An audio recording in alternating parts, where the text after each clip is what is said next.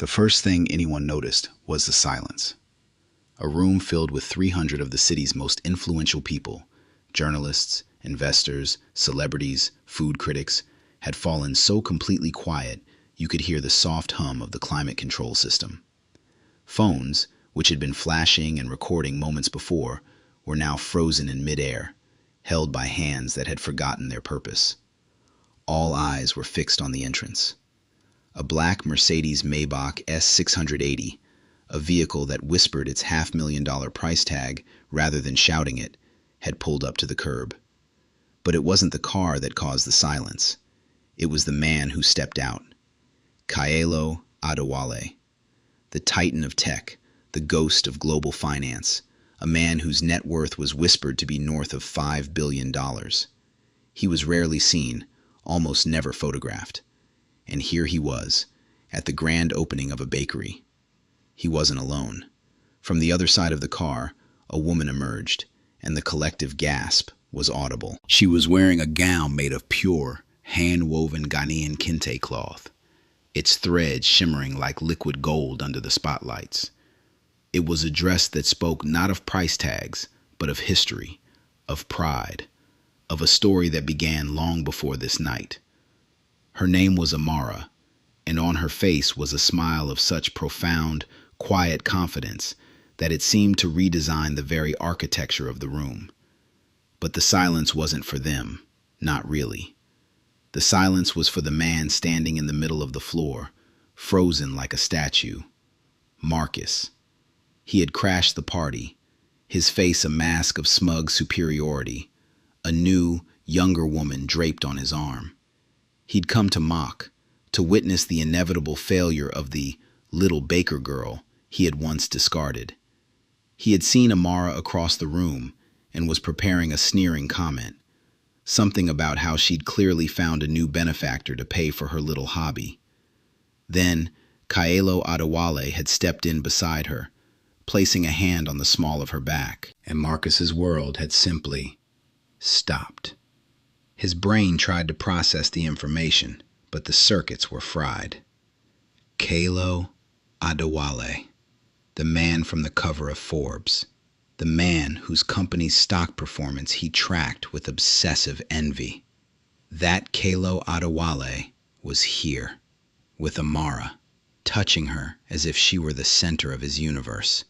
The smugness on Marcus's face melted away, replaced by a rapid sequence of emotions that played out for everyone to see. First, confusion, a twitch of the eye as if he were seeing a ghost. Then, disbelief, his mouth hanging slightly open. It was followed by a dawning, sickening horror as the pieces clicked into place. The final expression was one of pure, bottomless regret. A look of a man who had just realized he'd thrown away a winning lottery ticket worth billions, not for another ticket, but for a handful of pocket lint. The color drained from his face, leaving it a pasty, sickly gray. His girlfriend, seeing the look on his face and then finally recognizing the world-famous billionaire, took a half step away from him, her own expression shifting from adoration to calculation to disgust. She had attached herself to what she thought was a rising star, only to discover he was a burned-out meteor. Marcus stumbled backward, his legs suddenly made of wet sand. He bumped into a waiter's tray. The sound of a dozen champagne flutes shattering on the polished concrete floor was like a gunshot in the dead quiet room. He didn't even notice. He just stood there, a man publicly undone, not by an enemy's attack, but by the simple, glorious truth of his own monumental mistake. If you love stories where a single act of kindness can change a destiny, and where the patient heart finds its ultimate reward, hit that subscribe button right now and turn on your notifications. Because the story of how a $5 umbrella and a day-old pastry led to a $500 million empire built on love is one you will never forget. The payback in this story is going to be legendary. Now, let me take you back to where it all began. 3 years earlier, Amara's world was not one of golden kente cloth and silent, adoring crowds. Her world smelled of bleach, industrial-grade floor polish, and the faint, sweet scent of despair. At 32 years old, she was a warrior armed with a mop and a cash register, fighting a daily battle for survival in a city that barely noticed she existed. She had come to America from a small village near Accra, Ghana, with a heart full of dreams and a notebook full of her grandmother's recipes. Her grandmother, a woman whose hands were permanently stained with turmeric and ginger, had been a legend. She didn't just bake. She wove magic into dough, telling stories of joy and sorrow with cardamom, cinnamon, and a secret blend of spices she called adepa, a good thing. Amara had that magic in her own hands, a legacy she carried across an ocean. But dreams don't pay rent. The reality of her new life was a grueling, soul-crushing routine. Her days were a blur of two jobs. From 6 a.m. to 2 p.m., she was a cashier at a grim, fluorescent-lit grocery store on the city's forgotten east side. She would stand for 8 hours, her feet aching, scanning items for customers who rarely made eye contact. They saw a uniform, not a person. They saw a name tag, not a woman with a story. She would smile her tired smile, say, "Have a nice day," and mean it, even when her own day was anything but.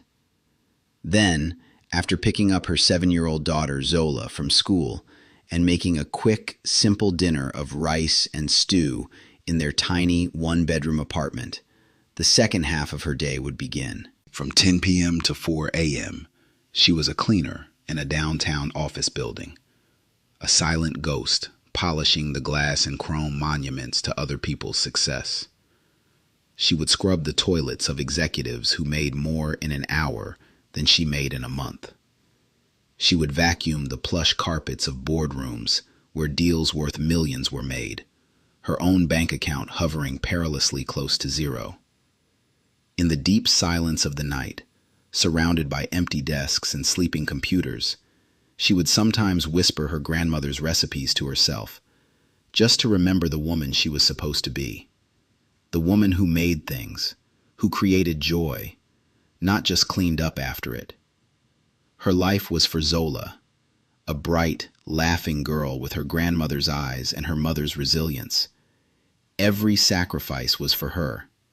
Every extra shift, every moment of exhaustion was a brick in the foundation of a better life she was trying to build for her daughter. But the weight of it was immense. And then there was Marcus. He had entered her life like a sudden burst of sunlight in her gray world. He was handsome, charming, and ambitious.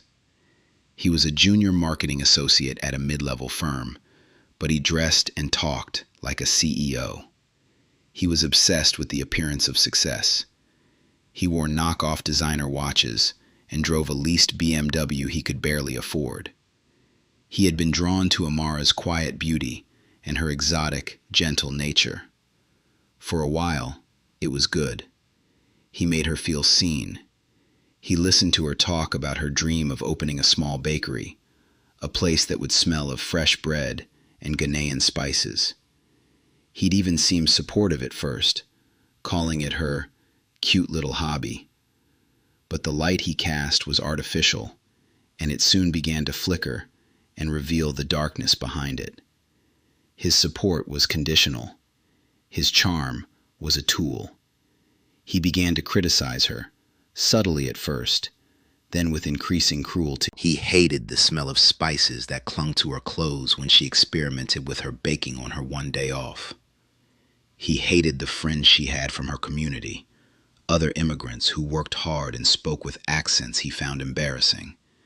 He started to see her not as a partner, but as an anchor. The end came on a Saturday night. He was getting ready to go to a work event, a networking party at a swanky downtown bar. Amara was in the kitchen, her hands dusted with flour, a tray of fragrant golden spiced buns cooling on the counter. The apartment was filled with the warm, comforting scent of her dream. Marcus walked in, dressed in a tight, shiny shirt, his face a mask of irritation. He looked at her, then at the buns, and sneered. Are you ever going to stop playing with this peasant food, Amara? I'm going out to meet important people, people who can help my career, and I can't have my girlfriend smelling like a spice market. Amara's hands stilled. This is my grandmother's legacy, Marcus. This is my dream. A dream? He laughed, a short, ugly sound. Your dream is a dead end. You're a cleaner, Amara, a cashier.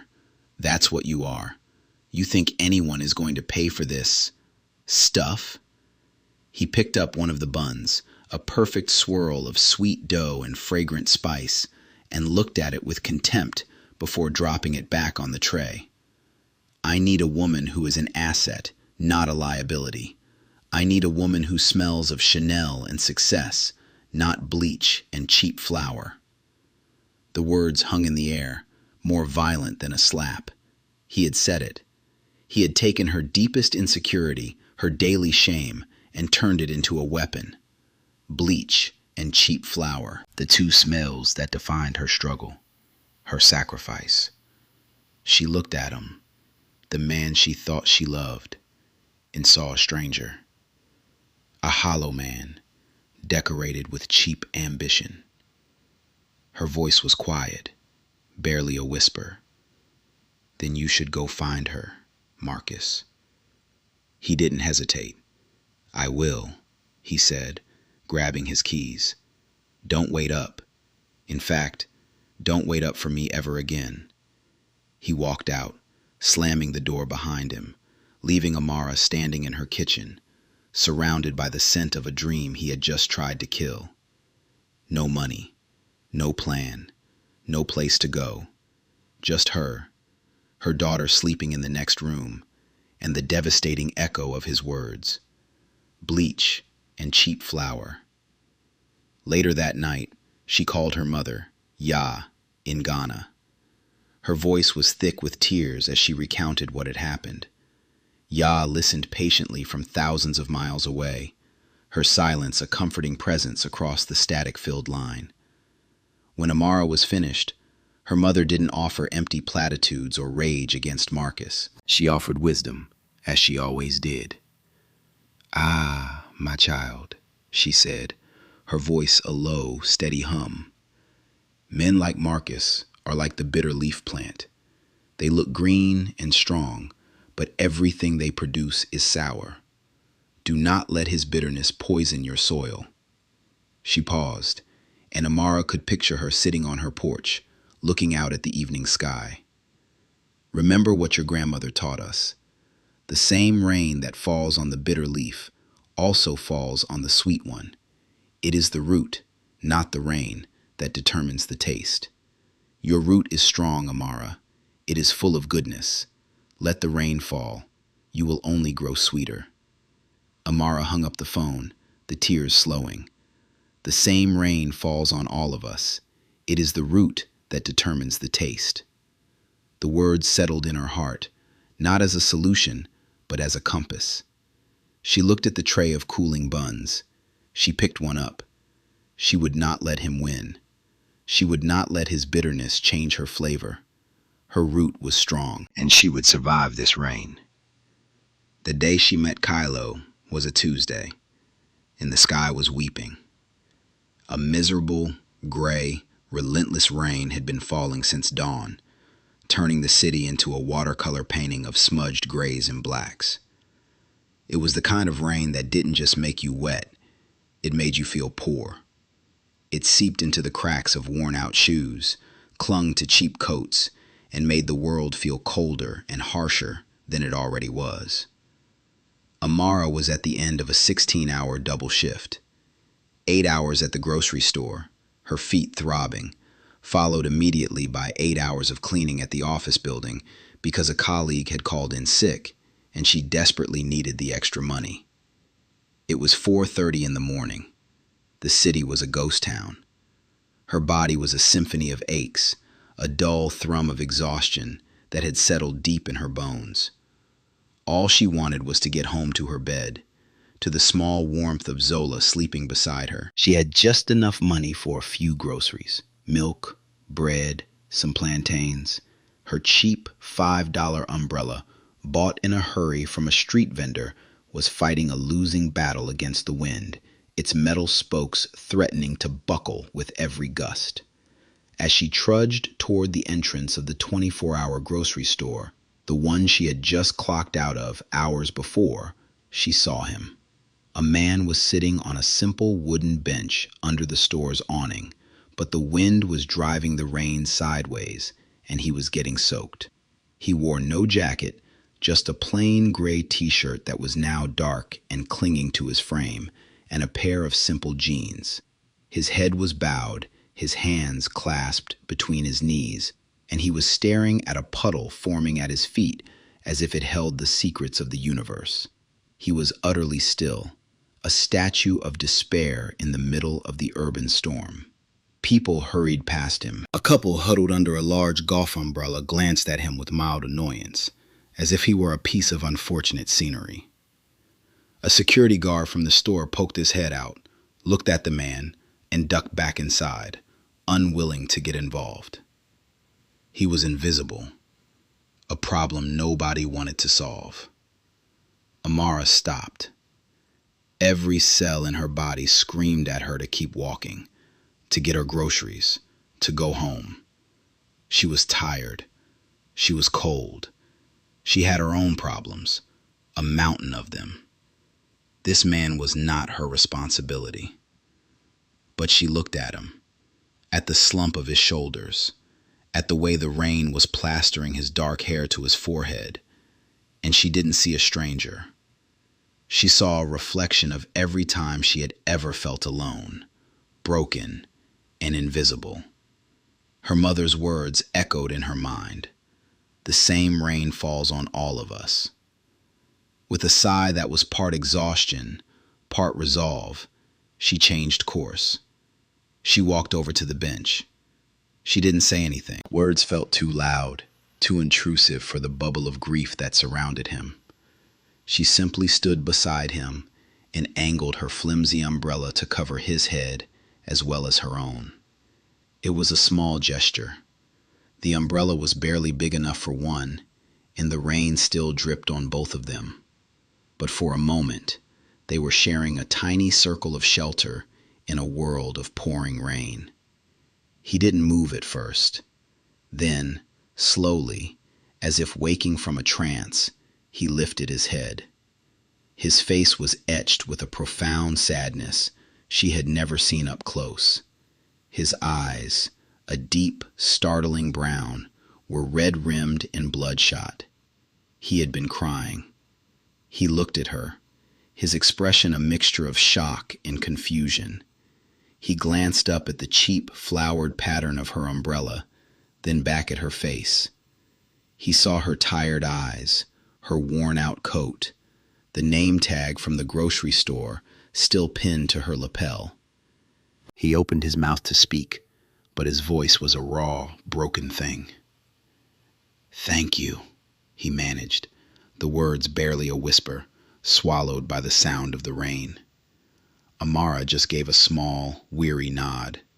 She reached into her canvas bag and pulled out a small, paper-wrapped parcel. It was one of the spiced buns she had baked 2 days ago. It was a little misshapen, a little stale, but it was all she had. She had saved it for her own break, a small comfort in a long night. She held it out to him. "You look like you need this more than I do," she said, her voice soft. He stared at the pastry in her hand as if it were a jewel. He slowly reached out and took it, his cold fingers brushing against hers for a fraction of a second. He looked from the bun to her face one more time, and then something inside him just broke. His face crumpled. A deep, shuddering sob escaped him, a sound of such raw, unadulterated pain that it made Amara's own chest ache in sympathy. He didn't wail or make a scene. He just sat there, under her small shared umbrella, holding her day-old pastry, and wept, quietly, desperately, as the rain fell on them both. Amara didn't move. She didn't shush him or offer platitudes. She just stood there, holding her ground against the wind, her arm aching, letting him have his moment of release. She had learned that some sorrows are too heavy to carry alone, and sometimes the greatest kindness you can offer is not to fix the problem, but to simply stand with someone in their storm until it passes. The next day, the rain had stopped, but the memory of it lingered in the damp air. When Amara finished her shift at the grocery store, she found him waiting for her. He was standing near the same bench, but today he looked different. He was dry. He had on a clean shirt and a simple canvas jacket. The profound sadness was still in his eyes, but the raw despair was gone, replaced by a quiet, searching intensity. He gave her a small, hesitant smile as she approached. "I wanted to thank you properly," he said. His voice was smoother today, a deep, gentle baritone. "My name is Kalo." "Amara," she replied, shifting her grocery bag on her hip. "I know," he said, and then gestured to her name tag, which she'd forgotten to take off again. A faint blush rose on his cheeks. "Sorry, I wasn't myself yesterday. You were incredibly kind. Most people would have just walked by." "Most people are busy," she said simply, not as an accusation, but as a fact. "It was nothing." "It was everything," he said, and the conviction in his voice made her look at him again. He wasn't being flirtatious or charming. He was being sincere. Can I buy you a coffee? To say thank you?" Amara hesitated. Her first instinct was to say no. She was tired. She had to get home to Zola, and her experience with Marcus had made her wary of handsome strangers. But there was a vulnerability in Kylo's eyes, a gentleness that felt different. She found herself nodding. "There's a small diner around the corner," she said. "They have coffee for $1." That first coffee turned into a weekly ritual. Kylo always seemed to be there when her shift ended, waiting patiently. He never pushed, never pried. He was a master listener. He'd ask her about her day, and unlike everyone else, he seemed to actually want to know the answer. He learned the names of the rude customers and the one nice manager. He asked about Zola, and his eyes would light up when Amara shared a funny story about her. He told her he was a consultant, a vague term that explained his flexible schedule. He said he'd just moved to the city for a new project and didn't know many people. His life seemed as simple as hers. He drove an old, beat-up Toyota Tacoma with a dent in the passenger side door. He dressed in jeans and t-shirts from Target. When she invited him to her tiny apartment for dinner one evening, he didn't flinch at the cramped space or the mismatched furniture. He sat on her worn-out sofa, which sagged in the middle, and ate jollof rice and fried plantain from a chipped ceramic plate. He ate with genuine relish, telling her it was the best meal he'd had in years. He wasn't just being polite. He seemed truly, deeply content. One afternoon, he showed up with a toolbox. "You mentioned a leaky faucet," he said, almost shyly. He spent the next hour under her sink, emerging with a triumphant smudge of grease on his cheek. Amara watched him, bewildered.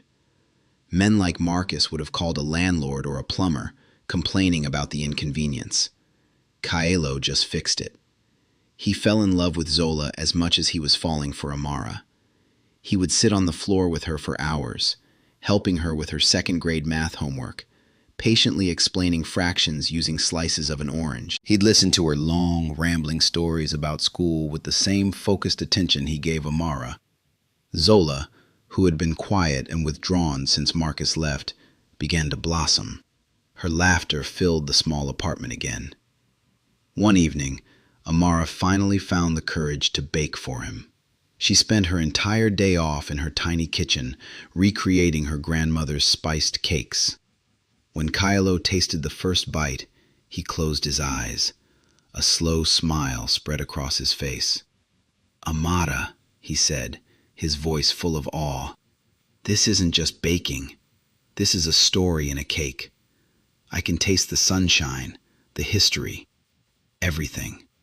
He saw her dream not as a cute hobby, but as a powerful gift. Behind the scenes, another story was unfolding.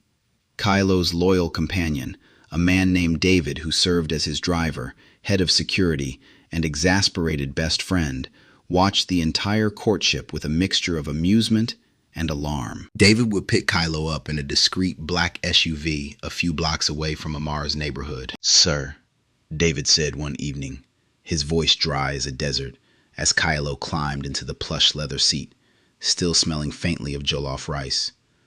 "I've just finalized the acquisition of the German robotics firm. The deal is worth $900 million. Meanwhile, you spent your afternoon learning how to properly season a cast iron skillet. Are we sure our priorities are aligned?" Kylo just smiled, a real, unguarded smile that David hadn't seen in years. "My priorities have never been more aligned, David." "And the truck?" David sighed, gesturing toward the old Tacoma parked down the street. "I had to bribe a kid not to steal the hubcaps. Again." "Sir, your humble act is getting a little too convincing. You actually know how to use a screwdriver now. What's next? Darning your own socks?" "Amara told me about a man who hurt her," Kylo said, his smile fading, his expression turning serious. "He told her she smelled of bleach and cheap flour. He wanted a woman who smelled of Chanel." He looked down at his hands, which were clean, but no longer perfectly manicured. "David, last night, she told me I smelled like home. I'll take that over Chanel any day." David was silent for a moment. He had been with Kylo for 15 years. He had seen him through the brutal betrayals, the loneliness at the top, the crushing weight of a fortune that attracted sharks and sycophants. He had seen his ex-fiancée, a woman who wore nothing but Chanel, try to bleed him dry. He looked at the genuine peace on his boss's face. "Very well, sir," he said, his voice a little softer. "But if she asks you to fix the plumbing at the new Zurich office, we're calling a professional." Kylo laughed, a real, deep laugh that echoed in the luxurious car. It was the sound of a man coming back to life. 6 months had passed since the day of the rain. 6 months of shared coffees, home-cooked meals, and quiet conversations that had slowly rebuilt Amara's fractured trust and healed Kylo's broken heart. They were in love. It wasn't a loud, flashy love. It was a quiet, sturdy thing, built on a foundation of shared vulnerability and mutual respect. Amara had fallen for Kylo, the kind, gentle consultant who fixed her faucet and loved her daughter. She knew nothing of the world he came from, and she didn't care. She had the man, and he was more than enough. One Saturday afternoon, Kylo picked her up. "I have something I want to show you," he said, his voice tinged with a nervousness she'd never heard before. He was driving the old Tacoma, as usual. Zola was at a friend's birthday party, so it was just the two of them. "Is it another leaky faucet?" she teased, settling into the passenger seat. He laughed, but the sound was a little tight. "Something like that." She expected him to drive toward the park, or maybe a museum downtown. Instead, he turned the truck onto the highway and headed west, toward the opulent, secluded suburbs that were spoken of in hushed, reverent tones in the city. The neighborhoods of old money and new titans, hidden behind towering hedges and iron gates. "Are we lost, Kylo?" Amara asked, as they drove deeper into a world of sprawling lawns and stone mansions. The truck felt comically out of place here, like a donkey in a thoroughbred race. "Not lost," he said softly, his eyes fixed on the road. "Almost there." He finally turned onto a private road, marked with a discreet sign that read, Adewale Estate. Amara's heart gave a little flutter. Adewale. It was Kylo's last name, he'd told her. but she'd assumed it was a common name. She looked at him, a question in her eyes, but he just gave her a small, reassuring smile. He pulled the dusty Tacoma up to a pair of massive, wrought iron gates flanked by stone pillars. A sleek, black camera swiveled to look at them. Before Kylo could do anything, the gate swung silently open. He drove through, and Amara felt her breath catch in her throat. A long, winding driveway curved through a landscape that looked like a botanical garden, past ancient oak trees and vibrant flower beds before revealing the house. It wasn't a house. It was a masterpiece.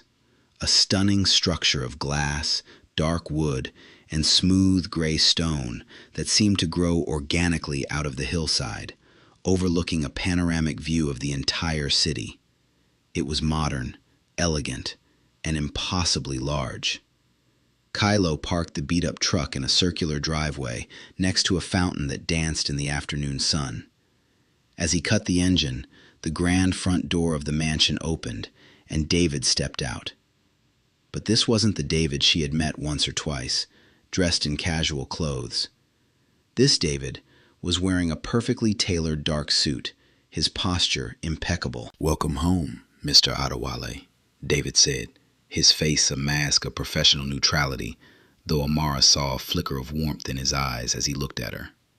Mr. Adewale. The name echoed in the sudden silence. Kylo Adewale. And then her mind, which had been scrambling for purchase, finally found a connection. Kylo Adewale, the reclusive tech genius, the founder of Nexus Dynamics, a name she'd seen on the cover of a business magazine while cleaning an executive's office. A man whose net worth was casually listed in the billions. Her Kylo? She turned to him, her eyes wide with disbelief. He looked back at her, his own expression full of apprehension. "Kylo?" she whispered, the name feeling foreign and heavy on her tongue. He got out of the truck and came around to open her door, offering her his hand. She took it automatically, her legs feeling unsteady as she stepped onto the pristine stone driveway. He gently led her inside. The interior was even more breathtaking than the outside. Soaring ceilings, walls of glass, art on the walls that she recognized from museums. It was beautiful, but it was also overwhelming. It felt like another planet. She stood in the middle of the cavernous living room, looking at her own reflection in the polished marble floor. She was wearing jeans and a simple cotton blouse, her worn-out sneakers suddenly feeling like anchors of shame. The contrast between her and her surroundings was a physical blow. She turned to him, her mind finally rebooting, and the first thing that came out was a disbelieving, almost hysterical laugh. "You own all this, and you drive that truck?" He had the grace to look slightly embarrassed.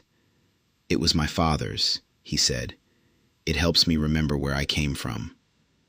Her humor faded, replaced by a wave of confusion and a prickle of hurt. "Why?" she asked, her voice small. "Why all this deception? The consultant job? The cheap coffee? Why didn't you tell me?" He didn't answer right away. He just took her hand and led her through the silent, magnificent house, past rooms that looked like they belonged in a magazine, until they reached the kitchen, and Amara stopped dead. It was a kitchen born from a dream. It was vast, with stainless steel appliances, a massive marble island, and an entire wall of state-of-the-art ovens. It wasn't a home kitchen. It was a professional-grade commercial kitchen, gleaming and perfect. "This is for you," he said softly. She stared at it, then back at him, the hurt and confusion warring on her face. "Don't," she whispered. "Don't try to buy my forgiveness. Just tell me why." He finally met her gaze, and she saw the raw vulnerability from the man on the bench that rainy night. "Because the last woman I loved, I gave her everything," he began, his voice low and pained. I bought her cars, houses, a company. I thought her love was real. But she wasn't in love with me, Amara. She was in love with my bank account. When she thought I wasn't looking, she and her brother tried to embezzle millions from one of my charitable foundations. The legal battle was ugly, public, and it almost destroyed me. He took a deep breath. The day you found me on that bench, it was the 1-year anniversary of my mother's death. It was also the day the settlement with my ex-fiancé was finalized. I had just signed away millions to a woman who had tried to ruin me. On the same day, I mourned the only woman who ever loved me unconditionally. I felt empty.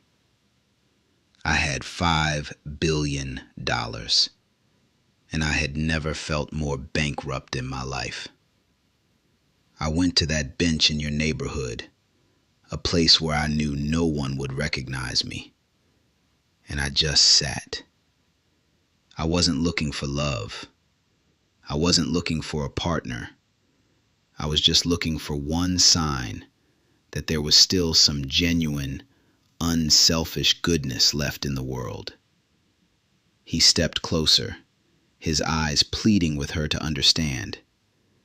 And then you came. You, who looked more tired than anyone I'd ever seen. You, with your cheap, flimsy umbrella that barely worked. You didn't ask for money. You didn't even speak. You just shared your shelter. You gave me your last pastry. You were kind for no reason at all. You saved me, Amara. Not from the rain. You saved me from disappearing completely. Tears began to well in Amara's eyes, and they spilled over, tracking silent paths down her cheeks. But they weren't tears of shock or anger. They were tears of being seen, of being understood in a way she never had been. The wealth, the mansion, the name, it all faded away. This was just Kylo, her Kylo, the man who had sat on her floor and helped her daughter with her homework. "Why me?" she sobbed, the question she had been holding back. "I'm a cleaner.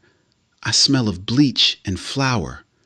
He reached out and gently wiped a tear from her cheek with his thumb.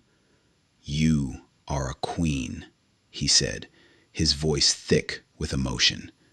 "You smell of strength and grace and spiced cakes that taste like hope.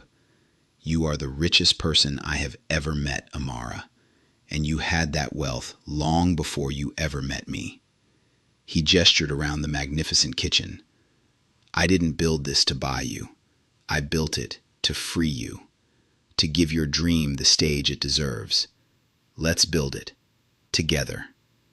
He held her then, in the heart of his palace, and she clung to him, crying for the pain that was behind them, and the incredible, terrifying, beautiful future that was just beginning.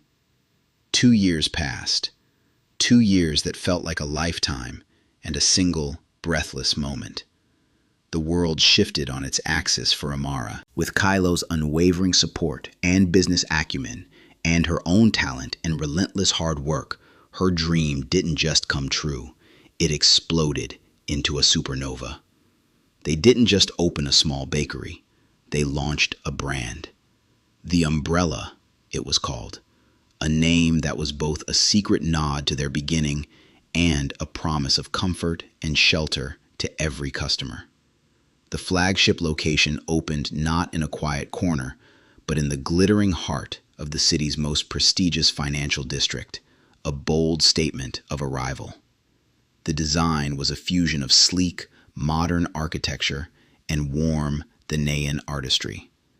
Polished concrete and glass were softened by rich textiles, handcrafted wooden furniture, and the intoxicating, ever-present aroma of cardamom, ginger, and melting butter. It wasn't just a bakery, it was an experience, and the city was captivated. The grand opening was the event of the season. Amara, no longer the invisible cleaner, stood at the center of it all. She was the CEO of a rapidly growing company, a culinary visionary whose story was on the lips of every major news outlet. But as she stood there, greeting guests, her transformation was more than just circumstantial. She wore a gown of golden kente cloth, a fabric of kings, custom designed and woven in her home village. It was a suit of armor made of pride. Her daughter Zola, now 9, stood beside her, beaming, wearing a smaller, matching dress. Amara's posture was different, poised, confident, but her eyes were the same, kind, gentle, and full of a quiet strength that now everyone could finally see. That's when she saw him. Marcus. He was standing near the bar, a flute of champagne in his hand, a look of predatory assessment on his face. He was with a woman who was a caricature of the type he admired, impossibly thin, dressed in a tight brand-name dress, her face a carefully constructed mask of expensive indifference. He hadn't seen Amara yet. He was scanning the room, no doubt looking for someone important to impress. His gaze finally landed on her, and he did a comical double-take. He squinted, his brow furrowing. He couldn't connect the image of the elegant, powerful woman in the golden gown with the memory of the tired cleaner he had left behind. His confusion quickly morphed into a sneering arrogance. Of course, she'd finally done it. She'd landed a rich man. He saw her success not as her own achievement, but as a validation of his worldview. Women like her were just waiting to be saved. Smirking, he disengaged from his date and began to weave his way through the crowd toward Amara. "Amara!" he exclaimed, his voice dripping with false sincerity, loud enough for those nearby to hear. "My God, look at you. I can hardly recognize you." He looked her up and down, his gaze lingering on the expensive cloth of her gown. "I have to say, I'm impressed. You finally found some rich man to save you from your little flower-dusted life. Who is he? Some old banker?" A small pocket of silence formed around them. People turned to look. Amara felt a familiar cold dread wash over her, the ghost of his past humiliations. But then she looked past him, at the warm, proud faces of her new team, at her daughter's trusting eyes, at the beautiful space she had built. The dread vanished, replaced by a profound, unshakable calm. The rain had fallen, and her roots had held. She gave him a small, sad smile. It was not a smile of anger, but of pity. "Hello, Marcus," she said, her voice clear and steady. "No, I didn't find a man to save me. I found a man who saw I was already saved." It was at that precise moment that Kylo appeared at her side. He had been talking to an investor across the room, but had sensed the shift in energy. He didn't say a word. He simply placed a proprietary hand on the small of Amara's back and smiled at her, a look of pure adoration on his face. Marcus looked at Kylo, his expression one of dismissive assessment. Just another suit. Then his eyes registered who he was looking at. The face from magazine covers, the legend from business news, the name that was synonymous with unimaginable wealth and power. Kylo, Adewale. The blood drained from Marcus's face. The smug smirk dissolved as if wiped away by an invisible hand. His mind raced, connecting the dots with horrifying speed. Amara, Kylo Adewale, the bakery, the success. It wasn't that she had been saved by a rich man. It was that she had captured the love and devotion of the rich man. A man whose level of success Marcus couldn't even fantasize about reaching. His jaw went slack. the carefully constructed facade of his own importance shattered into a million pieces. He looked at Amara, truly looked at her, and for the first time, he saw her. He saw the strength he had mistaken for weakness, the grace he had mistaken for passivity, the treasure he had thrown away for trinkets. He stumbled backward, speechless, his champagne flute tilting precariously. His date, who had followed him, saw the entire exchange. She looked at Marcus's ashen, crumbling face, then at the radiant Amara and the quiet power of the billionaire beside her. Her own face hardened with disgust. She had hitched her wagon to a fraud. Without a word, she turned and walked away, leaving him utterly alone in the spotlight of his own failure. As if in a daze, Marcus took another step back and collided with a passing waiter. The tray of champagne flutes went flying, crashing to the floor with a sound that seemed to echo the shattering of his own world. He stood there, surrounded by broken glass and spilled champagne, the object of every eye in the room, publicly, completely, and irrevocably undone. Amara took the microphone from the nearby podium to begin her welcome speech. Her voice, amplified through the room, was calm and strong. She didn't look at Marcus. She didn't need to. "Welcome, everyone," she began. "Welcome to the Umbrella." She thanked her team, her investors, and her daughter. Then her eyes found Kylo's. "I want to thank my incredible husband, Kylo, a man who taught me that the greatest strength is not in weathering the storm, but in being the person who shares their umbrella in the rain." She paused, her gaze sweeping over the silent, captivated audience. "My grandmother in Ghana used to say, 'The same rain falls on the bitter leaf and the sweet one.' It is the root, not the rain, that determines the taste." This place was built on that idea. It was built on the belief that goodness, like a strong root, will always flourish, no matter how hard the rain falls. The room erupted in a standing ovation, a wave of sound and support that washed over her, cleansing the last remnants of her past. Marcus was already gone, having slipped out of the room, a ghost at a feast he was never truly invited to.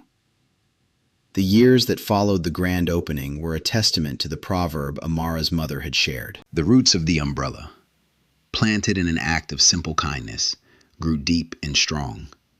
The single flagship bakery blossomed into a national chain, then an international one, with locations in London, Paris, and Dubai.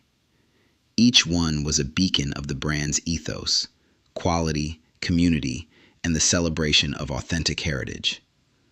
Amara became a celebrated CEO, a titan of the culinary world, but she never lost the quiet grace that had defined her. She still spent time in the test kitchens, her hands dusted with flour, perfecting new recipes, her laughter echoing off the stainless steel. She and Kylo were married in a ceremony that was the opposite of their public lives, small, private, and deeply personal. It was held in the garden of their estate, with only their closest family and friends. Zola was the maid of honor. Amara's mother, Ya, was flown in from Ghana and sat in the front row, her face a portrait of radiant pride. Kylo's wedding gift to Amara was a simple, elegant platinum band. Engraved on the inside were two tiny figures, a small, perfect umbrella, and the exact date and time she had shared hers with him. Together, they launched the Adepa Foundation, named after her grandmother's secret spice blend, a multi-billion-dollar initiative dedicated to providing microloans and mentorship to immigrant and refugee women wanting to start their own businesses. Amara would personally meet with many of the applicants, sitting with them, listening to their stories, and seeing the same fire in their eyes that had once burned in her own. She never forgot where she came from. At least once a month, she would drive the old Toyota Tacoma back to her former neighborhood, not as a wealthy benefactor handing out charity, but as a neighbor. She would buy groceries from the same store she used to work at, chat with her old colleagues, and leave an anonymous, oversized tip at the diner where she and Kaelo had their first coffee. Zola grew up surrounded by love, wisdom, and opportunity. She inherited her mother's compassion and her stepfather's sharp, strategic mind. After graduating from university with dual degrees in business and social work, she took over the daily operations of the Adepa Foundation, expanding its reach and impact across the globe. She was her mother's daughter, a force for good in the world. Ya, Amara's mother, never returned to Ghana. Kaelo had a beautiful, sun-filled house built for her on the estate, right next to theirs, complete with a sprawling garden that replicated the flora of her village. She spent her days tending to her herbs and flowers, teaching Zola the names of the plants and the stories they held, her proverbs a constant, gentle soundtrack to their lives. And Marcus? His fall was as swift as it was predictable. After the public humiliation at the opening, his life unraveled. His high-flying girlfriend had abandoned him on the spot. His colleagues, who had witnessed his downfall, distanced themselves. His superiors, embarrassed by the association, found a reason to let him go. Weighed down by the debt from his leased car and lavish lifestyle, he spiraled. He lost the apartment, the car, the friends, all the hollow signifiers of success he had worshipped. His ambition, which had no root in actual talent or character, withered and died.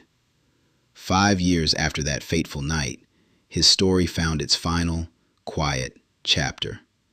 He was working as a parking attendant at a high-end downtown hotel, a job he had taken out of sheer desperation.